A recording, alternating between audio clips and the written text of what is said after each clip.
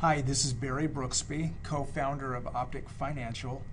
Today we'll be looking at a comparison between the result of a person buying term insurance and investing the difference versus allocating those dollars to a permanent whole life insurance policy.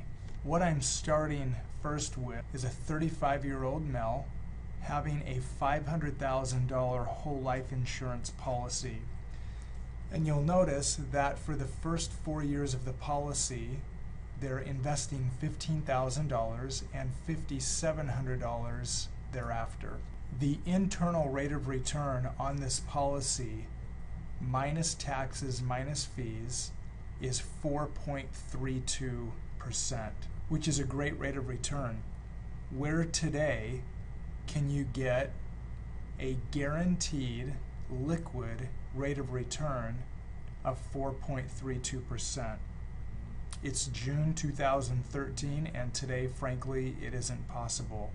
I looked at CD rates yesterday. The best I could find was 1.83% if you locked your money away into a CD for 5 years, keeping in mind that you'd still have to pay tax on that 1.83%. So a 4.32% rate of return is fantastic. Now, because this person is buying term and investing the difference, we have to take a look at the cost of the term insurance. Same $500,000 term insurance policy. It's a 30-year term policy that would project out to age 65. But you'll notice here, at the start of age 65, this term insurance premium cost skyrockets, goes to $23,000 a year and then increases every year thereafter. So we're showing that this term is going to cancel at age 64, which by including the term insurance cost, you notice that the internal net rate of return now on the whole life permanent policy is 4.5%.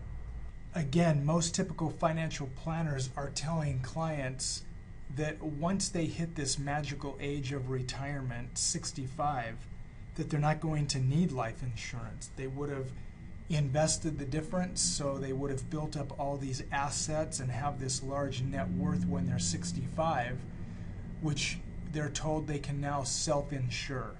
Use the assets that they've created, get rid of their term insurance. They no longer need life insurance because they are now self-insured, which frankly is a myth, but that's for a different time. This $15,000 that is being invested in the market is going to earn a rate of return. If we look at the returns, had you invested these dollars in the market over the last 10 years, you would have earned a 2.6% rate of return following the Dow, or a 4% rate of return following the S&P. But let's be a little generous here and show a 7% rate of return. This 7% means year in and year out a 7% rate of return without ever a down year, which isn't possible. We've never seen it. But we're going to be generous and go ahead and include a 7% rate of return on this $15,000 and the $5,700 thereafter. Keeping in mind that with this 7%, there's an increase. So taxes are going to have to be paid on this interest being earned. Let's say this person is in a 25% tax bracket. They have to pay their taxes. And in this column here, you see the annual taxes that are being paid. Because they're invested in the market, stocks, mutual funds, 401k, IRA, there's a management fee. Again, studies have shown that the management fee average for most of these type of qualified plans is about 4.5%. We'll be conservative and show a 2.5% management fee. So with the taxes in this column, the cost of term insurance in this column, and the management fees associated with the account, we have the end of year balance on this alternate account in this column here.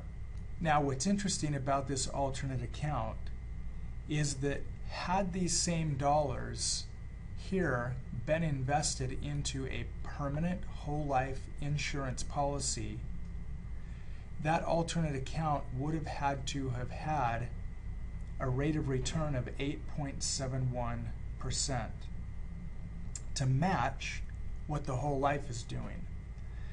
So you can already see that the permanent life insurance is ahead, the difference between the 8.71% and the 7% in the market. It's ahead by 1.71%. Let's look at this cash on cash comparison. So we notice with the typical financial planning philosophy of buy term insurance and invest the difference, it is true that in the short term, for the first 12 years of investing, it would have made more sense to go with a 7% return in the market. Again, isn't possible, but using these numbers today, it would have been better putting that money in the market. However, from year 13 on, the permanent whole life insurance outperforms the alternate investment. And we see that reflected here in this column. And as time continues to go on, we see that the permanent whole life insurance dramatically outperforms the alternate account. Another interesting comparison here would be the death benefit comparison. Remember, the individual buying term and investing the difference cancels their term insurance at age 65 because of the cost or because of what they've been told from the financial planner that they won't need term insurance because they can now self-insure due to the amount of wealth they've created. But here we see the alternate account plus the term insurance. Here we have the death benefit of the whole life insurance, and here's the difference between the two. We're showing that even in the first year, the death benefit is better with the permanent whole life policy, and we continue to see that it outperforms the alternate account dramatically. Notice here at age 65, there's a decrease in the death benefit because the term insurance goes away, but the whole life policy continues to build cash value and death benefit. So as you look at this scenario, we've taken this individual out to the age of 85. There's a $789,000 difference in the death benefit, and the cash on cash comparison, there is a $489,000 difference. As you consider what we've gone over today, buying term insurance and investing the difference versus allocating those dollars to a permanent whole life insurance policy, you can clearly see not only is the cash on cash benefit better, but you also get a death benefit on top of that. There are many, many other benefits of having a permanent whole life insurance policy as well. Today, I've shared with you just a few. Visit us at www.opticfinancial.com for more information. Thank you.